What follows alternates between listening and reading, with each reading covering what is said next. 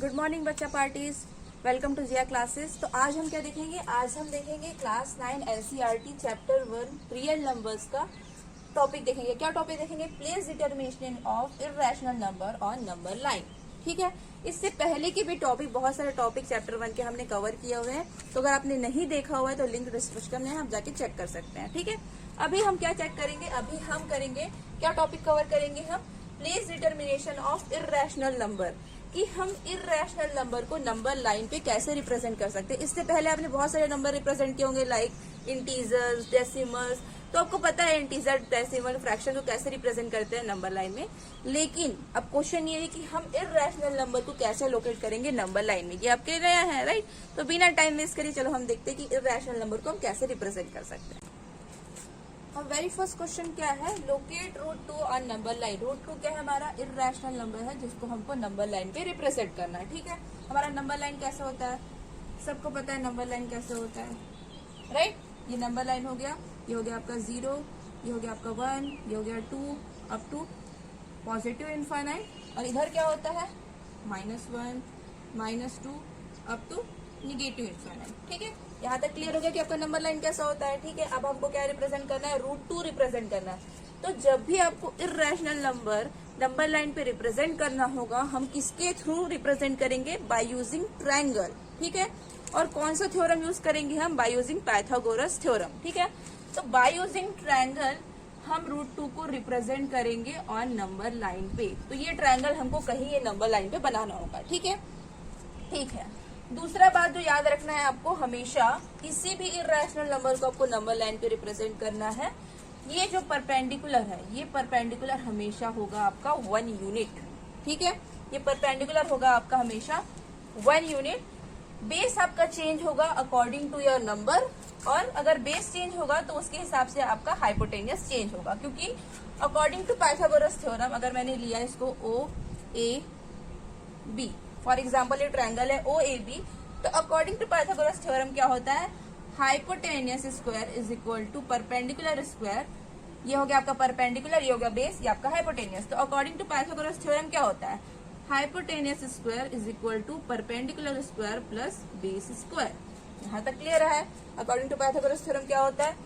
अब हमको हमेशा याद रखना है, हमको हाइपोटेनियस, ये जो वैल्यू है, रिजल्टेंट वैल्यू, हमेशा हमको ये चाहिए।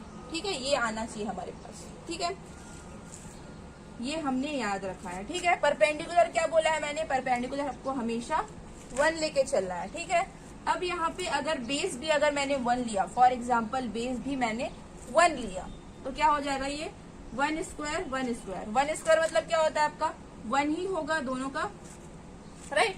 तो हाइपोटेनियस स्क्वायर क्या हो गया? 1 + 1 आपका क्या होगा? 2।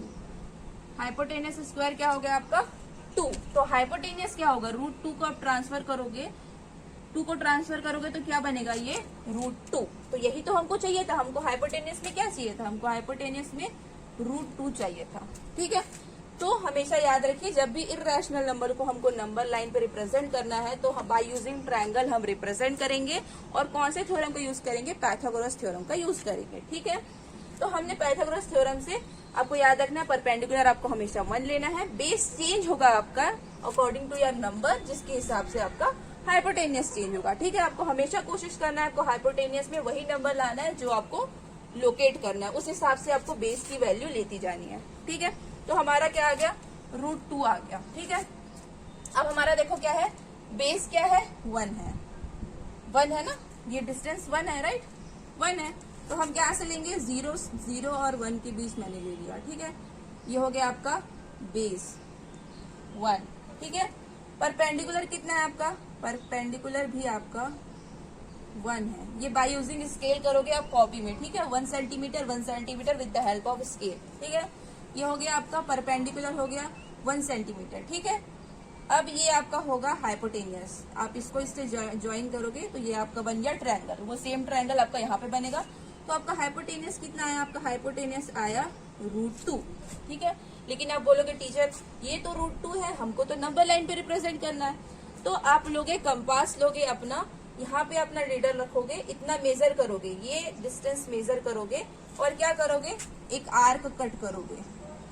ये आपको देखो, ये जो हाइपोटेनियस है √2 है, ये यहाँ पे पता है हमको नंबर लाइन पे रिप्रेजेंट करना है ना। तो क्या करोगे, यहाँ से रख के आर्क कट करोगे, तो ऐसा आर्क कट करोगे तो ये नंबर लाइन पे 1 और 2 के बीच यहाँ पे कोई आर्क कटेगा। तो ये 0 से लेके √2, ये आपका √2 डिस्टेंस है। यहाँ पे आपका √2 होगा, यहाँ पे आपका क्या होगा, √2 होगा। तो 0 से लेके ये हो गया आपका √2 डिस्टेंस, यहाँ पे आपका √2 होगा। ठीक है, तो इस तरह से आप √2 को लोकेट कर सकते हैं नंबर लाइन पे। ठीक है, अब देखो सेकंड क्या है, लोकेट √3 ऑन नंबर लाइन। √3 को हम नंबर लाइन में कैसे लोकेट कर सकते हैं। इससे पहले हमने √2 देखा, अब √3 कैसे करेंगे। √3 को लोकेट करने के लिए √2 आपको पहले लोकेट करना होगा। अगर आपके एग्जाम में डायरेक्ट √3 आता है तो आपको पता होना चाहिए कि √2 कैसे लोकेट करेंगे, फिर वहीं से हम √3 को लोकेट करेंगे। ठीक है, तो √3 लोकेट करने के लिए √2 का जो लोकेट है जो हमने किया है वो आपको पता होना चाहिए, उसी का यूज करके हम √3 लोकेट करेंगे। ठीक है, अब देखो यहाँ पे अगेन हमको एक ट्रायंगल बनाना है, with the help of triangle हमको √3 लोकेट करना है। तो यहाँ पे एक ट्रायंगल है, परपेंडिकुलर आपको हमेशा क्या लेना है, 1 लेना है। ठीक है, बेस चेंज होगा जिसकी वजह से आपका हाइपोटेनियस चेंज होगा। ठीक है, तो बेस अगर मैं देखो, ये बेस अब कितना होगा, अब बेस होगा √2, बेस आपका कितना होगा, √2। क्यों ले रहे हैं √2, देखो क्योंकि हमको हाइपोटेनियस क्या चाहिए, √3।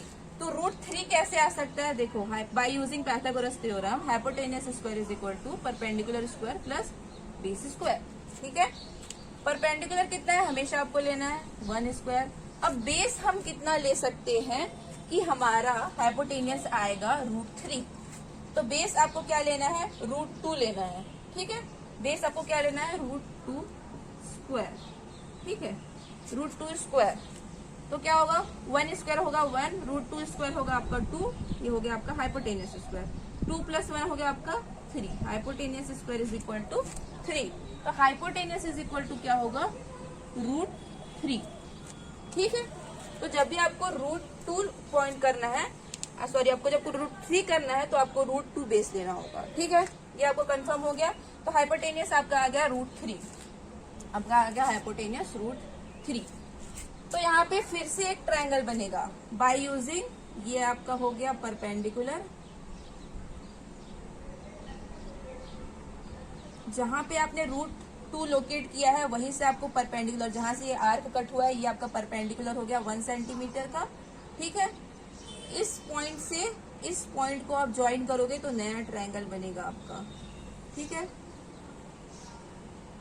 ये हो गया आपका दूसरा ट्रायंगल जो √3 के लिए है, ये आपका हो गया √3।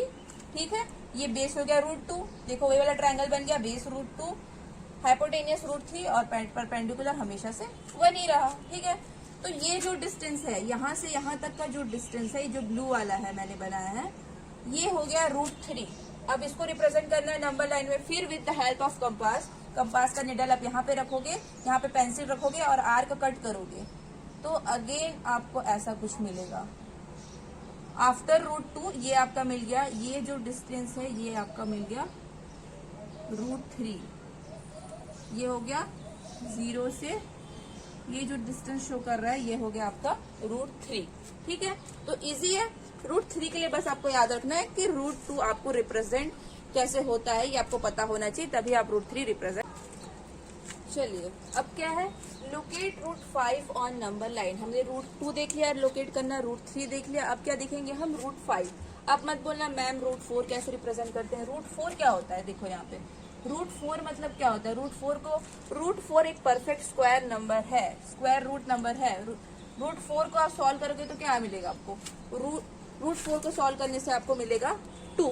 ठीक है, तो 2 तो पता है ना आपको कहाँ रिप्रेजेंट होता है, ये तो आपका 2 है, ये तो 2 है, विच मीन्स यही आपका, ये जो 2 है वही तो √4 है ना। तो ये तो इसलिए पता है क्योंकि 4 एक परफेक्ट स्क्वायर रूट नंबर है, इसलिए आपको पता है कि √4 आपको बिना लोकेट किए आपको पता चल जाएगा कि √4 कहाँ है, √4 मतलब 2 है, ये तो है √4, ठीक है। अब हमको क्या रिप्रेजेंट करना है, √5 रिप्रेजेंट करना है। तो देखो अगर आपको √3 रिप्रेजेंट करना है तो आपको √2 पता होना जरूरी था, उसका लोकेशन, ठीक है। लेकिन √5 के लिए आपको √2 √3 प्रेजेंट होना पता होना जरूरी नहीं है। क्यों जरूरी नहीं है, क्योंकि देखो √5 किसके बाद आता है, √4 के, और √4 क्या है आपका परफेक्ट स्क्वायर रूट नंबर है, इसलिए आपको √2 और √3 की जरूरत नहीं है √5 के लिए, आप डायरेक्टली √4 से कर सकते हो, ठीक है।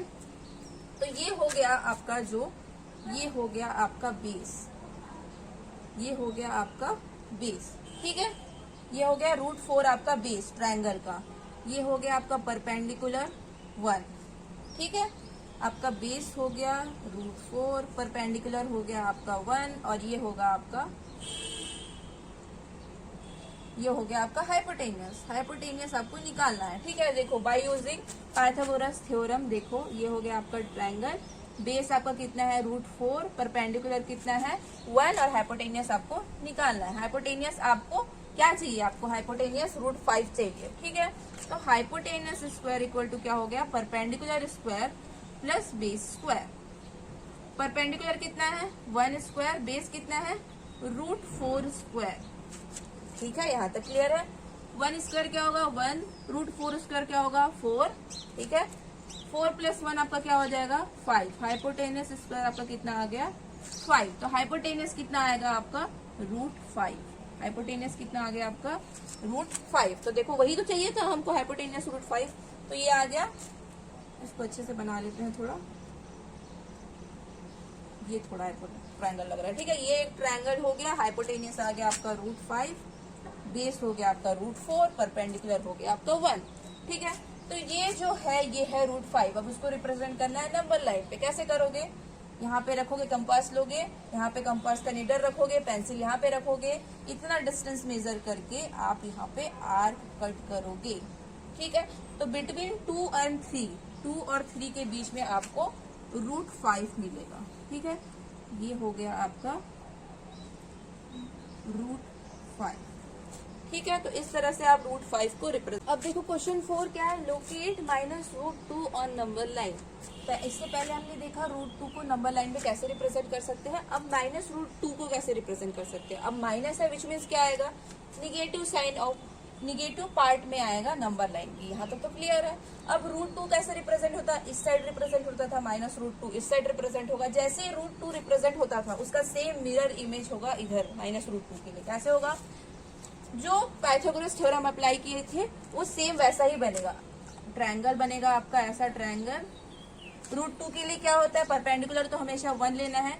बेस क्या होगा, बेस भी आपको 1 लेना है √2 के लिए। तो हाइपोटेनियस आपका क्या होगा √2 होगा। कैसे होगा, बाय यूजिंग पाइथागोरस थ्योरम। देखो इधर hypotenuse square is equal to perpendicular square plus base square. Perpendicular कितना है आपका 1, बेस कितना है 1, तो 1 + 1 कितना हो गया 2। हाइपोटेनियस स्क्वायर इक्वल हो गया 2, तो हाइपोटेनियस इज इक्वल टू हो जाएगा √2, ठीक है। अब यहाँ पे नहीं बोलोगे टीचर यहाँ पे तो √2 है, हमको रिप्रेजेंट करना है -√2, तो यहाँ पे साइन की बात नहीं हो रही है, वो साइन के लिए हम निगेटिव साइन में रिप्रेजेंट कर देंगे, ठीक है। अब देखो हमको बनाना है ट्रायंगल।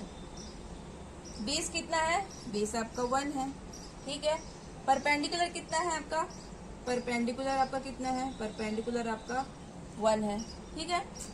आपका सेम मिरर इमेज बनेगा। देखो अब परपेंडिकुलर इस साइड बन रहा है, अगर हम √2 रिप्रेजेंट करते तो परपेंडिकुलर ऐसा बनता है ना, इस साइड बनता है, ऐसा ट्रायंगल बनता है, ऐसा ट्रायंगल बनता है, ठीक है। अब हम निगेटिव साइड जा रहे हैं तो ट्रायंगल आपका ऐसा बनेगा, जस्ट मिरर इमेज बन रहा है, राइट। तो ये हो गया आपका ट्रायंगल। परपेंडिकुलर 1, बेस 1, हाइपोटेनियस क्या हुआ, हाइपोटेनियस आपका हो गया √2, ठीक है। क्या करोगे, अगेन सेम लोगे, कंपास लोगे, आप नीडल यहाँ पे रखोगे, पेंसिल यहाँ पे रखोगे और आर्क कट करोगे। तो क्या होगा, यहाँ पे कहीं पे आपको, यहाँ पे कहीं आपको मिलेगा बिटवीन 1 और 2 आपको मिलेगा -√2। ये हो गया आपका -√2, ठीक है। तो जैसे ही √2 रिप्रेजेंट हुआ था जस्ट उसका मिरर इमेज हुआ -√2। तो ऐसे ही आप -√3 और -√5 रिप्रेजेंट करेंगे, ये आपका होमवर्क होगा, ठीक। Thank you for watching this video. अगर आपको कोई भी डाउट है किसी भी क्वेश्चन में तो आप हमको कमेंट सेक्शन में बता सकते हैं, और अगर आपको ऐसी इंटरेस्टिंग वीडियो और भी चाहिए अलग अलग एक्सरसाइज में तो हम इस चैनल से बने रहिए।